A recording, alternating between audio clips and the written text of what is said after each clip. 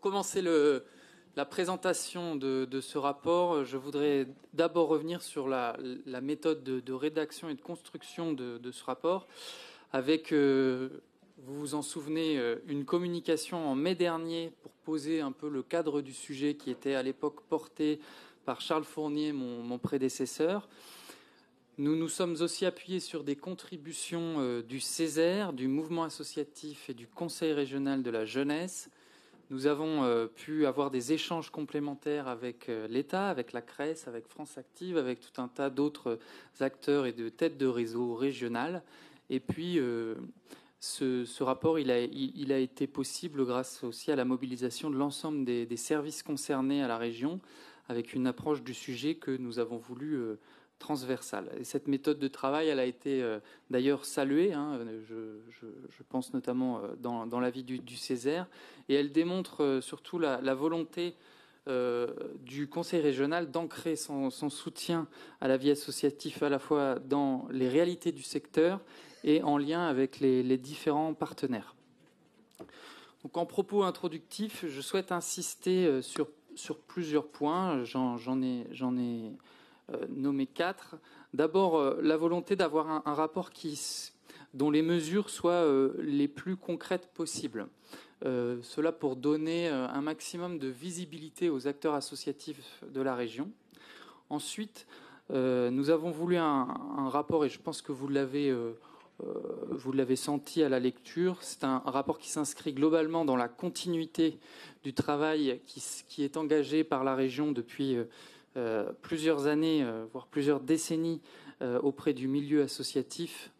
Et j'insiste aussi, c'est un rapport qui insiste aussi sur le fait que la région reconnaît les associations à la fois pour ce qu'elles sont, des espaces d'engagement collectif, et pour ce qu'elles font, c'est-à-dire un travail que nous jugeons remarquable, un travail de fourmi pour la cohésion sociale et la vitalité de nos territoires, et les associations qui ont souvent investi aussi des enjeux fondamentaux de notre époque, comme la transition écologique et sociale. Et puis enfin, pour nous, la vitalité associative, c'est une des pierres essentielles de la démocratie permanente que nous souhaitons faire vivre, une vie démocratique qui s'ancre dans le quotidien et dans l'engagement de plusieurs dizaines de milliers de personnes chaque jour et chaque semaine, et je voulais le préciser. Donc, le rapport, il est construit, vous l'avez noté, autour de 4 ambitions et de 25 mesures. Je ne reviendrai pas dans le détail des 25 mesures. Je vais simplement en choisir quelques-unes de façon un peu arbitraire. Je pense que le débat nous permettra de balayer l'ensemble des mesures à la suite.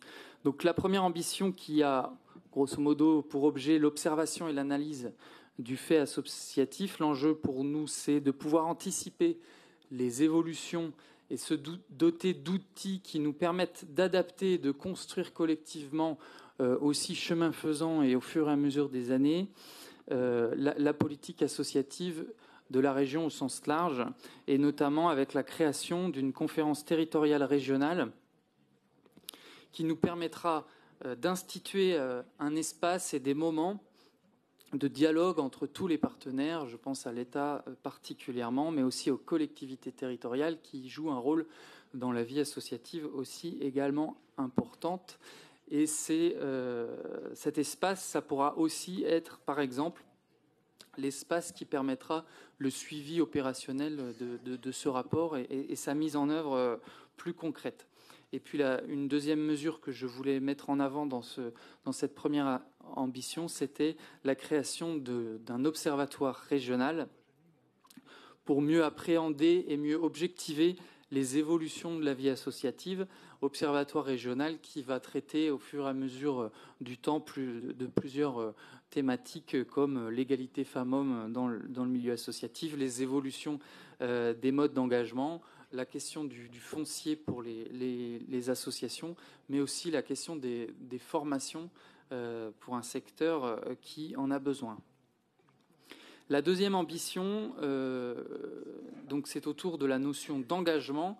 une notion d'engagement qu'on a voulu rappeler comme fondamentale, indispensable à la vie associative, puisque je le disais tout à l'heure, il y a donc plusieurs dizaines de milliers de personnes qui, chaque jour, au moins chaque semaine, s'engagent pour des projets collectifs. Et ça, c'est à noter, c'est suffisamment important dans le contexte actuel pour être soulevé et être accompagné. C'est parce que des gens s'engagent collectivement et le plus souvent bénévolement que tout cela est possible. Et nous avons, en tant qu'élus régionaux, la responsabilité de susciter des parcours d'engagement et de les accompagner. Cela se traduit notamment par deux mesures dans cette ambition que je voudrais souligner. La première, c'est celle autour du soutien à l'engagement des jeunes et notamment des associations de jeunes, des services civiques, des juniors associations. Et puis la formation des bénévoles dirigeants, mesure qui existe déjà en réalité puisque la région soutient financièrement depuis longtemps la formation des bénévoles dirigeants et compte donc continuer dans les prochaines années. Une troisième ambition qui est donc autour de la création des conditions de développement et de la pérennisation des associations, où il est question essentiellement, ou notamment plutôt des modèles socio-économiques, notamment les associations sont confrontées à une évolution perpétuelle de leur modèle socio-économique au fur et à mesure de leur vie, mais aussi de l'action conjointe que nous menons avec l'État sur, par exemple, la charte d'engagement réciproque.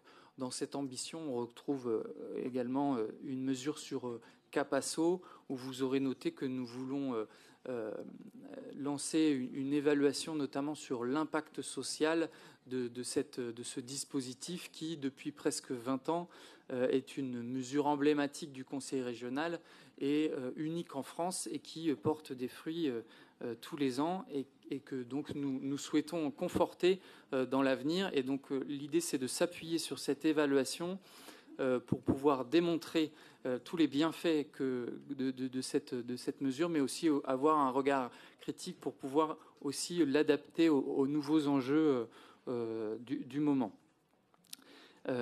Dans cette ambition, vous retrouvez aussi la structuration du réseau Guidasso et le souhait de la région de s'engager dans cette structuration-là, puisque ce réseau Guidasso s'appuie fortement d'ailleurs sur le réseau des conseillers Capasso, qui a été initié par la région et le mouvement associatif depuis bien des années, et s'appuie sur un réseau d'associations locales qui sont aussi largement soutenues par le dispositif Capasso dans les territoires.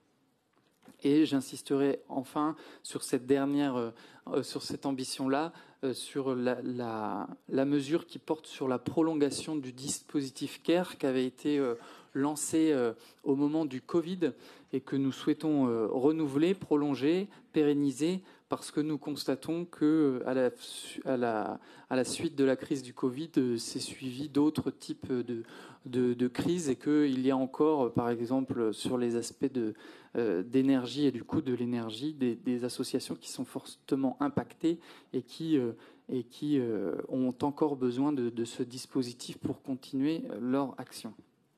Et enfin, une quatrième ambition qui est qui pose finalement la question plus centrale au service de quoi nous soutenons les associations. Et nous réinsistons dans cette ambition sur la contribution des associations à la cohésion sociale, à la cohésion territoriale, à l'égalité et à la transition écologique et sociale. Donc nous avons une mesure effectivement sur l'intégration des enjeux d'égalité femmes-hommes dans les formations des bénévoles, dans l'accompagnement des associations pour plus de parité dans leur gouvernance par exemple, mais aussi dans le soutien aux associations qui agissent pour l'égalité femmes-hommes. Et nous avons aussi une mesure qui vient soutenir l'action du mouvement associatif qui a déjà été initié précédemment sur la transition alimentaire que nous souhaitons continuer d'accompagner. Et enfin, la création d'un bonus transition écologique en partenariat avec France Active qui, dans son offre de soutien financier aux associations, pourra dorénavant proposer donc un bonus transition écologique pour les associations qui s'engagent dans leur propre transition écologique, notamment sous forme de subventions. Voilà, et je rappelle aussi qu'il y a une mesure qui a déjà été votée, mais qu'on rappelle ici, c'est l'ouverture du CAP transition écologique à toutes les associations, enfin aux associations, notamment aux associations employeuses. Voilà, voilà pour une présentation assez rapide. Je souhaite juste terminer la présentation en remerciant l'ensemble des personnes qui, au sein des services, au sein du cabinet, ont participé à l'écriture de ce rapport qui a nécessité beaucoup d'allers-retours, beaucoup de discussions et des mois de construction. Donc, qu'ils soient ici remerciés. Voilà, je laisse place au débat et je reprendrai la parole tout à l'heure pour répondre par exemple, aux demandes de clarification ou aux désaccords qui pourraient être soulevés à travers vos prises de parole. Merci.